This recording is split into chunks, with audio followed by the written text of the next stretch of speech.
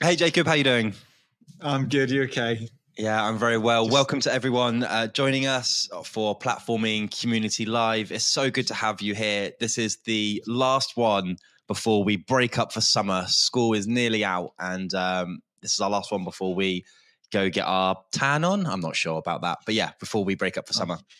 I don't tan, so that's definitely not what I'll be up. I'll be up to. I'll be getting red, heading down to Cornwall. That'll be nice. Getting red. Right. Very nice. But this has been loads of fun. So from the top, I just thought it'd be good because it's the last one. It'd be good just to kind of summarize a few of the things of like why we're doing this. So Platforming Community Live is essentially the evolution of Platforming Community, which is a newsletter we run and we write all about our experiences of building community and platforms. And we smush that together and we call that Platforming Community. And Platforming Community Live is a chance for Jacob and I to catch up weekly and just kind of chat over this stuff that we're really enjoying. So you can obviously join us here now for this. Go back and watch previous ones on Jacob's and I LinkedIn or on the Steadfast Collective YouTube channel. Or if you're in a hurry and you don't want to hear us chat for half an hour, you can head over to platformingcommunity.com and you can just read about everything we're talking about. Another element as well as we've gone through these chats is we've spoken about the digital community leaders survey book, that one that is not getting in focus for Pete that he's sharing. We're just doing another print run of this as well. So we're getting a bit of a updated version, a few bits of additional content, a bit of a change of the cover and things, which is going to be great. So we're looking forward to getting that printed. So if you want to read a physical book, you can head over onto that website as well and purchase that. We'll get one out to you, or you can download the PDF. And then I'm going to do one more plug. And the reason why I'm going to do it is because it ties into today's topic. Go on. So we also run the Digital Community Leaders Dinner Club. So this is a semi-regular dinner club where we get together normally in central London, 12 of us, and we gather, and community leaders, whether they are from digital communities, whether they're kind of internal communities, whatever type of communities they're running and organizing, we get together, we have delicious food, we chat about stuff. And it's a really great chance. So you can find out more about that at digitalcommunityleaders.com. Digitalcommunityleaders.com. Yes, we'll put it in the exactly, all that jazz. But the reason why that's important is because today we are talking all about events. Now, I love running and organizing events. For me, it's something that I really thrive on doing. I do get quite nervous, like standing on stage and whatnot, but I do really enjoy the buzz of being with actual human beings in person. And I know for you, Jacob, you love and you thrive being with humans in person. Having a face-to-face contact, having that connection. Now, I don't have as much practice on a stage or talking or even running podcasts. We're at episode however many now. I think it has got smoother, something like that, has got smoother within it. So, but I really so much enjoy that FaceTime with other people, connection. It's actually how you and I met, Pete, was at an event in London, what, 5 years ago? Absolutely. In a basement talking about tech. So Jacob, do you find, I've got some questions for you. Do you find going to events and talking to people you may not know, I know you find that exciting, but does it kind of recharge your batteries, or do you get home and you go, whew, I'm exhausted, I don't want to see anybody for a few days now? I feel that's a bit of a loaded question, Pete, because I think you know the answer. I actually don't. I don't. No? No. I mean, we've been okay. So let me paint a picture and be like, that's good, because then you haven't noticed what I'm like on the train. Coming home, particularly from an event in London, is I get very tired. For that, I am a extroverted introvert. If we talk about personality types, a well-trained introvert. Exactly. Who has some social awareness to figure out how to interact with people. So I love spending time with people and being with people. I have to go into an event with the right mindset. to be like, okay, right, why am I here at this event? Why am I actively making a decision to be at this event? And what do I want to get out of it?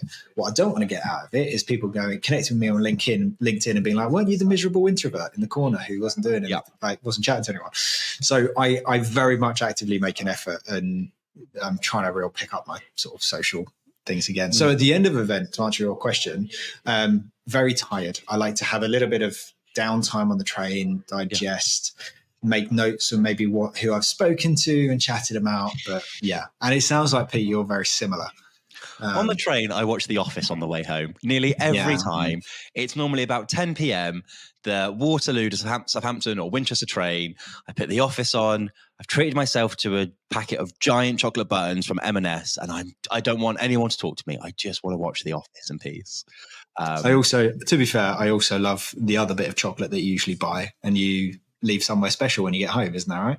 Oh, I buy my daughter, my 5-year-old, a treat from London normally, and put it by her bed, and she gets very excited when she wakes up that there's a chocolate bunny next to her bed, which is very cute.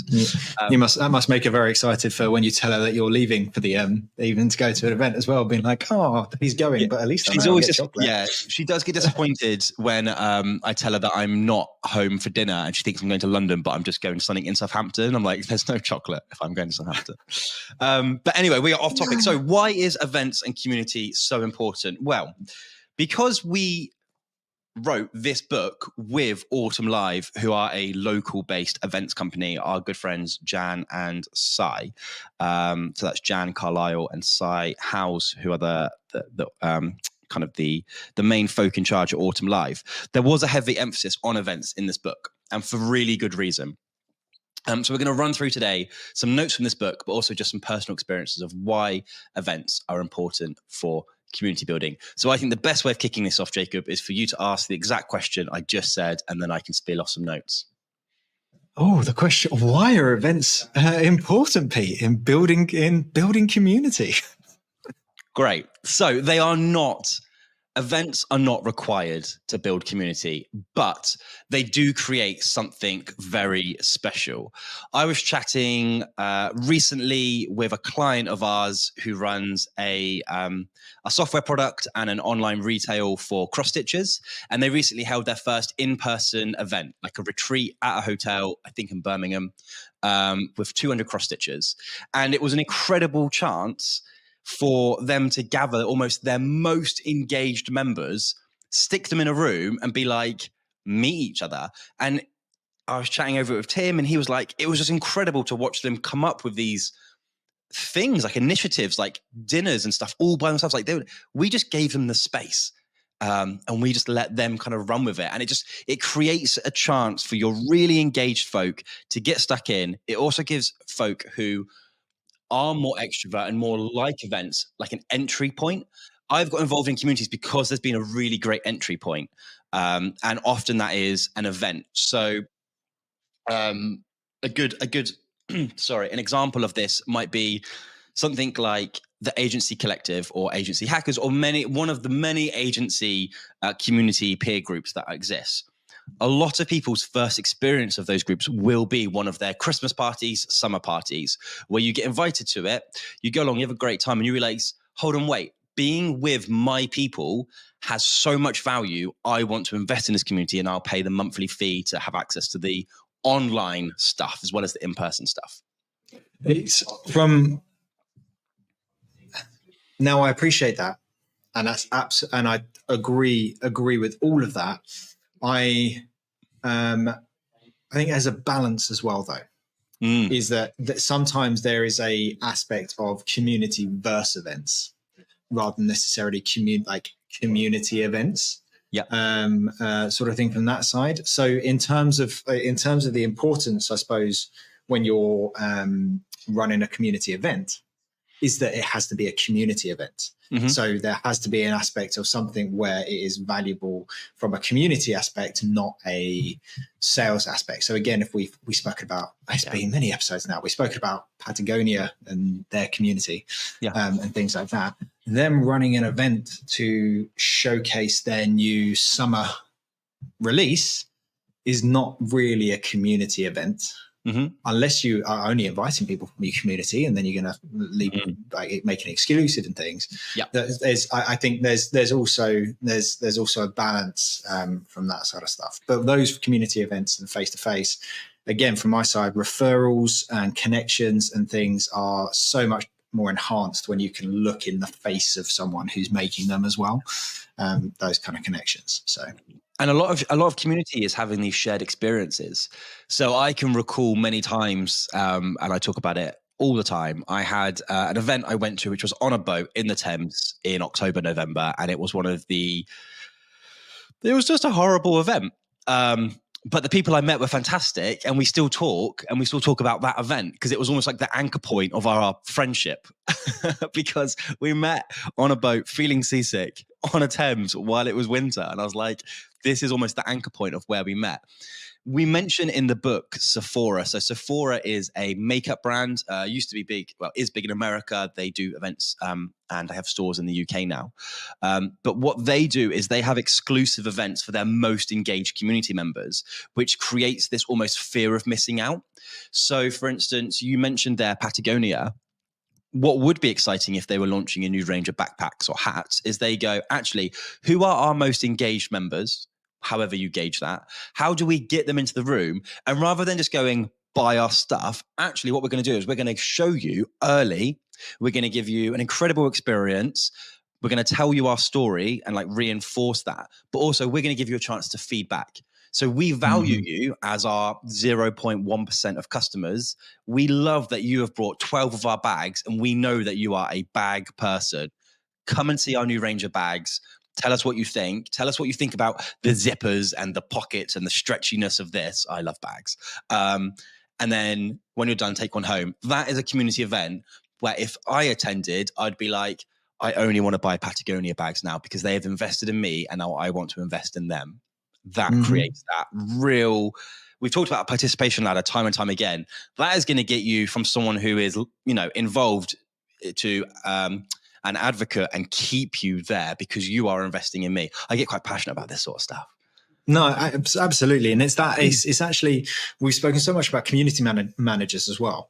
And often people think of community managers when they're talking about platforming, platform community, but moving into a community platform is very much that it's a digital base. Whereas actually this is really important for community managers as well, is to really try and keep on top of this sort of stuff. So you can just bring value to those events. So there's opportunity for exclusive events and things like that on releases like Patagonia and Sephora and things like that. Like what kind of other events would you run that are more community based rather than necessarily just event? Okay. So you could run something like a workshop. So if I was someone like HubSpot, I would imagine they're running workshops all over your kind of classic Londons, that sort of stuff. I know that Salesforce have a huge community, and once a year they take over San Francisco. I was in San Francisco when they had their Dream Conference, and it was basically impossible to get a table anywhere because they just take over every restaurant. There's a sign on every good restaurant being like, sorry, closed for blah, blah, blah, because they've booked every table. And they create people, it's like Mecca for Salesforce people that they kind of gather once a year there. So that's a real thing.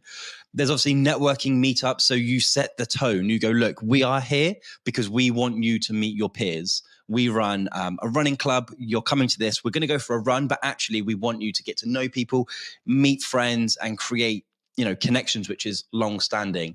I'm a firm believer in that you build community so well through sport. I know you're playing tennis on a weekend, on a Friday. And I imagine the sort of folk you're meeting, you probably wouldn't have met them otherwise, but also you kind of build a rapport because you're doing a sport, but also the sport's just to facilitate the conversation that's happening. That's why I find that I'm going to pick this lane because I am a male, but males love to meet other males in a place where they can do a thing like activities, or pool or football, whatever it is, because there's like a thing they can do while really what they want to do is have the conversation, but they don't just want to kind of blankly look at each other and have it. They want to do something at the same time. And then for psychology's perspective, there's a really great episode in Welcome to Wrexham. I think it was season 1. That was in and around that about men and anyway, that was a tangent, but carry on. So yeah, I think you can run any type of event as long as the focus is on the people, not on your product. That's really important. Is what are you doing to give value to your community and giving them a chance to build deeper connections in that community rather than being like, come look at our thing. I would say, as an example, a lot of people would have seen it is the WWDC conference when Apple once a year release all of their kind of big announcements. Now, that is WWDC. It's the Worldwide Developer Conference. Loads of developers come to California once a year to talk about Apple when they go to webinars and seminars and whatnot. That is very much a community focus. However, that 2-hour seminar where they just talk at you for 2 hours, all they talk about is themselves. That is not community focused. The rest of the activity may be, but that's the sort of thing you don't want to be doing. Giving someone a 2-hour keynote about your product is not community focused. It doesn't matter how much free beer you give them. Particularly, and if every other word is AI. Yeah, but did you know in Apple's world, AI stands for Apple Intelligent, not artificial intelligence? Did you know that? Yeah. Oh, I didn't know. Isn't that such an Apple beautiful thing? It is. I may be recording this on a Mac, but that's about as far as my. I mean, I've got AirPods, but that's just because my Bose ones are broken. So I'm not that ingrained in things anymore. Whereas OpenAI's little keynote thing and ChatGPT release and stuff, that was very interesting. There we go. Anyway, cool. So we've just any kind of event is fine as long as the focus is on the people in the room, not the focus on you as the person who's paying for the event. Mm-hmm. So in terms of how we can make sure that these kind of so there's a chance you're already running either a community or a mailing list. So you might be running a community on a platform, whether it's bespoke or whether it's off the shelf, or you may just have a really great mailing list, and you might have a really engaged audience, maybe not a community, but an audience. So how can we kind of integrate these two to make sure that we're not creating more silos, almost like our event silo, our mailing list silo, and then kind of maybe our, Facebook group silo or our kind of bespoke platform silo. The really important thing here is, and we've said this in probably our most common train of thought here is, you need to have stuff integrated. There is absolutely no way I want to be logging into that community platform using one email address and your ticketing system in another. First of all, I've got a real bee in my bonnet about not having shared accounts. And in fact, we're talking to a client at the moment about creating for them a single sign-on across their multiple products, because it is so important when you're building that seamless flow. Another thing is, there's no reason in today's world with technology as it is and how cheap it is that you can't either live stream the event or somehow have some sort of hybrid involvement. I've been to conferences as a hybrid attendee where I've sat in front of my laptop. And as long as you have a really good facilitator involved who kind of ensures that you're not just watching the experience, but actually you're involved in the experience, it can be really good. And it means you don't have to travel to, New Zealand for a conference. Actually, you can get stuck in, but it has to be facilitated well. And that's really, really, really important. This is it. Well, we've just had Config, which is Figma's conference. They announced lots of new stuff, didn't they? They did announce a lot of new stuff, but that happened at the end of June. Mm-hmm. So a few weeks ago. Mm-hmm. And that was in San Francisco. Yeah. But the flights and the accommodation for us to go out there would have been 4 times as much as the ticket. Within that, it just didn't make sense. We're very busy at the moment. Maybe next year. But it was hybrid. It was great. It was really super. You could keep along speed with things. However, it did, to me, they did miss a little bit of a trick of having it. You could just have someone on a desk, kind of like a sports presenter. Yes. Just within something like that, just to talk, just to keep people engaged, run it and things like that. Wimbledon's started and kicked off. So I've been kind of keeping up to date with that. But I'm watching the tennis, but I'm also getting feedback and information. I'm not there. Run it like something along those lines. So that engagement is so sort of so important. Your event needs, if you're doing a hybrid, your event needs two hosts, the one in person and the one there, because ultimately when your event in person go for a lunch break or go for a drinks break, you need a host there to facilitate. When I go to the football, I go to Southampton Football Club, Kenzie Benali is the host in the stadium, but she's not doing Sky Sports at the same time for everyone at home watching. Like that would be absolutely it's two completely different mindsets. It's two different experiences. You need to treat it the same thing. Otherwise, someone's being shortchanged. Okay, so what else, like in terms of that integration, what else is it that people can be thinking about? I think it's a case of ensuring you are, if you're going to do hybrid, please just do it properly. Otherwise, don't do it at all. So I know we're not talking about just hybrid, but we're talking about all integrations. But like for instance, like Slido. Have you been to a conference where they've used Slido, where you can vote on or ask questions? There's no reason why that can't be used by people at home too. And it's just thinking about all of those touch points from booking the ticket. Is that integrated well into the platform we're using? Like, is it a seamless experience all the way through to the post-event questionnaire? Does it all feel like it came from the same thing, the same platform? I don't know, the same experience? Or does it just feel like a really janky piece of collaboration between different pieces of things that don't really fit well together? Because if you want your event to feel seamless, it needs to feel seamless from start, which is consideration, all the way through to delivery. You know, you mentioned there the Figma conference. If the booking ticket experience was terrible, your brain would go, hold on, wait, these guys are designing the world's leading tool for UX designers, but they can't build out a checkout flow. What is going on? Like, you would instantly have panics. And if you're a company and you are priding yourself on high quality, but actually the ticketing buying piece of software you're using is poor, it doesn't have the right effect, does it? It doesn't fit. No, and I think with that as well is that connection of community members on the lead, on the lead up. We're talking about the kind of the entirety of the flow. So we're talking about the lead up and discovering and finding out about the event. And to be honest, that rather than it being an exclusive event, that could be your exclusivity, is that there's an element of the event that the members can be a part of. So, so whether that's a ticket price, whether that's getting early access to things, it's a little bit like when we book a holiday home in Cornwall next year. At the end of our stay, the holiday agents will say, you can have first dibs on this time next year if you'd like. That's perfect. When you've just had a great holiday, that's like the time you want to be tapping into someone. You're like, oh, and you're going to give me a 5% discount and I get first refusal. Yeah, all right, I'll put down a £200 deposit now. Exactly. And within that as well, you could have things of where the community can help shape some of the event and things. Yeah. If you've got an active community, bringing people in to have a voice within that as well is a great way to engage people. That happens before.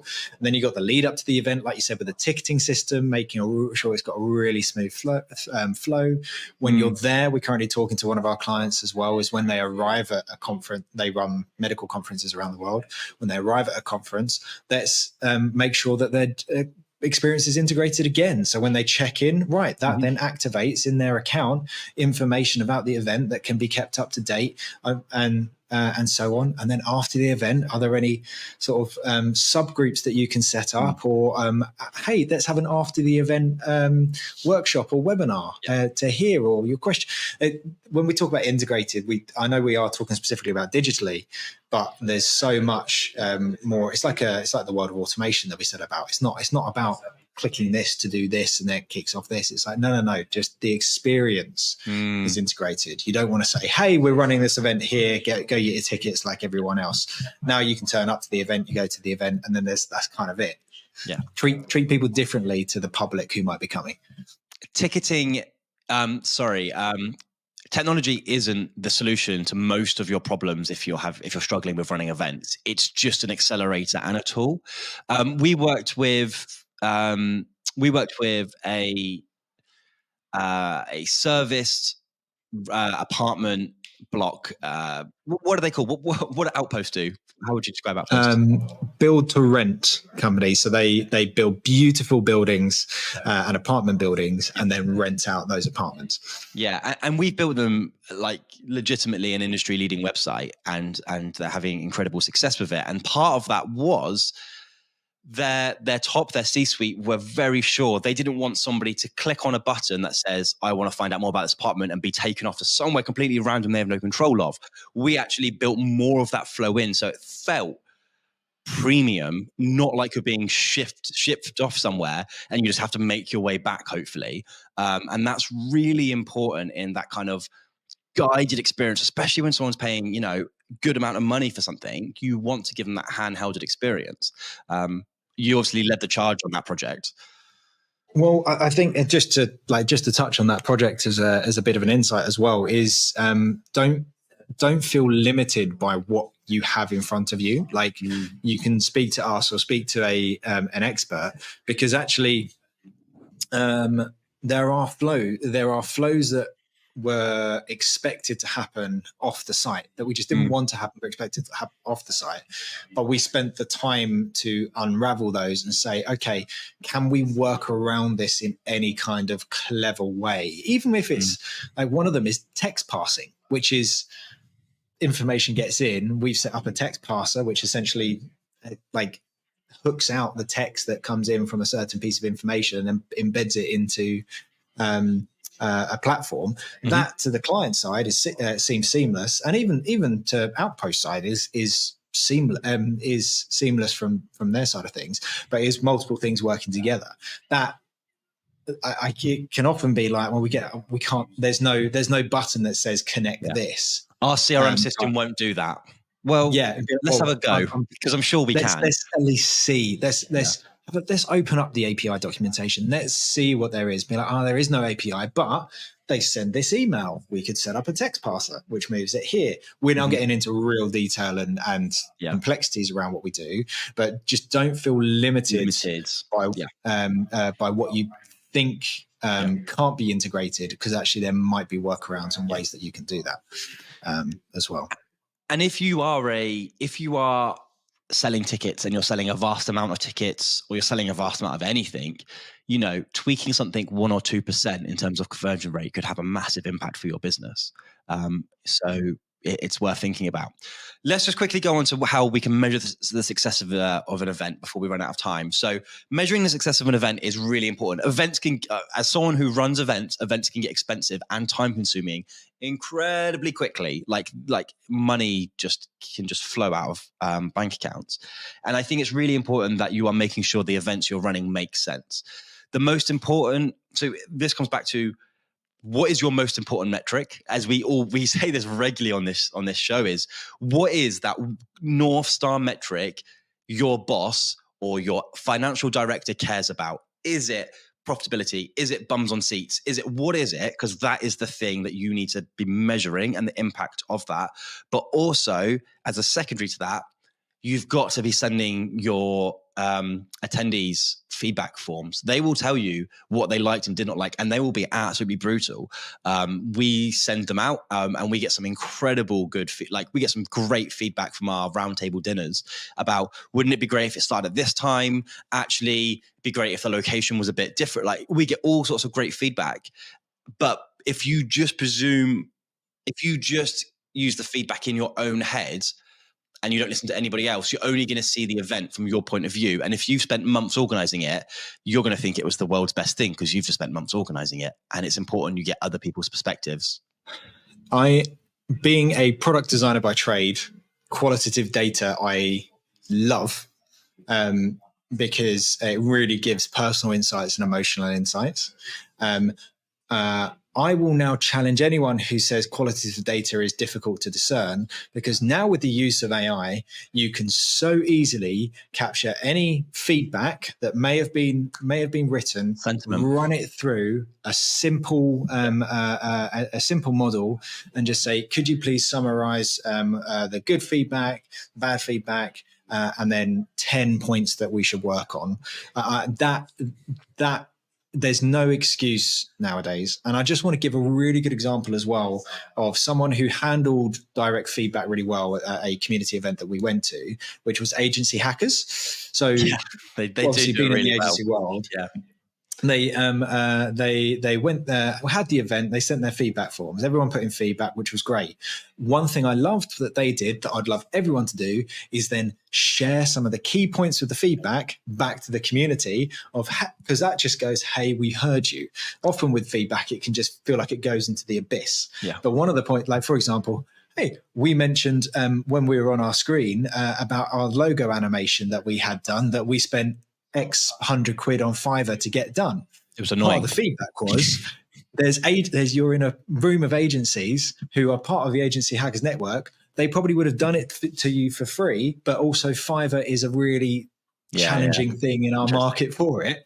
Why did you bring it? Why did you bring that up? And Agency Hackers owned up to that and said, actually, you know what? Yeah, we hear you, and you're right, and that's the case. And that is such a great way of turning something negative into something really positive, because you're showing people that you're willing to grow and change. I went to the event after that event so we went to an event, and then I went to an event afterwards with Ross. And one of the pieces of feedback at the event we went to was the lunch was just too crowded. So they staggered it for the second event I went to. And what I like about receiving the information from the feedback was it feels like it's an event we're crafting together, like a community. There's the touch words. Not just something I'm attending. I'm not just an audience member. Actually, I'm here shaping it. Also, on that quick, quantitative versus qualitative data, I would rather know somebody's thoughts and feelings on an event in 20 or 100 words than I'd get a 6 out of 10. What does a 6 out of 10 mean? Like, that means nothing. Like, I know doctors do it, but they're like, what's the pain between 0 and 10? Well, it's different for everybody, isn't it? I know you've got to start somewhere, but asking someone how an event was for them between 0 and 10 is, well, I went to Coldplay yesterday. I didn't, but say I did. That was a 10. Your event didn't have light up wristbands, so it was a 7. Like, do you know what I mean? It just means nothing. It means nothing. No, it's the difference between perceptive thinking and contextual thinking. Perceptive thinking is you go to a coffee shop and the man behind the counter who's serving you coffee is really rude to you and having a miserable, and you then have a bad time. You go be like, that coffee shop's awful. He was really rude. He doesn't know how to do his job. That's one layer of perceptive thinking. The next layer is contextual thinking, which you then need to engage your brain, which then goes, maybe his colleague had just burnt his hand, or maybe he smashed his knee earlier and it's really hurting, or he woke up this morning and a certain thing had happened in his life. It's a layer of contextual thinking. The scores from 1 to 10 are like that perceptive thinking. 6 out of 10 being like, great, I kind of, all right, I want to get that to 10. But you don't know. Whereas the qualitative data is that contextual thinking that really is where there's opportunity to grow and improve. So Pete, let's bring this, we're over time. Let's bring this, round this up. So tell us the benefits of running events for your community. Just give a quick summary. Why do they need it? You're on mute, buddy. I'm on mute. I think events for communities are really important. I think they help build deeper connections. They give people anchor points, like punctuation in their lifespan of that community. I've been part of communities and I can't remember any of the day-to-day chatter that's happened in that community, but I can tell you what their Christmas party was, where it was, what happened. It gives punctuation points, things to remember. If you're going to be doing anything like hybrid or anything like ticketing, make sure what you're doing from a digital point of view matches the quality of the community you're running. If you are really proud of your high quality moderation, but your ticketing system sucks, you're going to have just disparity and it just feels yucky. It doesn't feel like you. It would feel odd. And lastly, do measure stuff, ask for feedback, and don't be afraid about asking for more information than would you recommend this event to a colleague or a friend, 0 to 10, please. Amazing. Thanks, Pete. As Pete mentioned at the beginning, we're going to wrap up for the summer, go on have holidays. We're actually moving into a very busy time here in the studio as well. But we'll come back after the summer, pick things up again. Yeah. I've still got the other parts of my how to create a community platform community to run, things like that. So really look forward to seeing you then. Pete, great to chat, mate. Cheers, buddy. Have a good one. Have a great summer, everybody.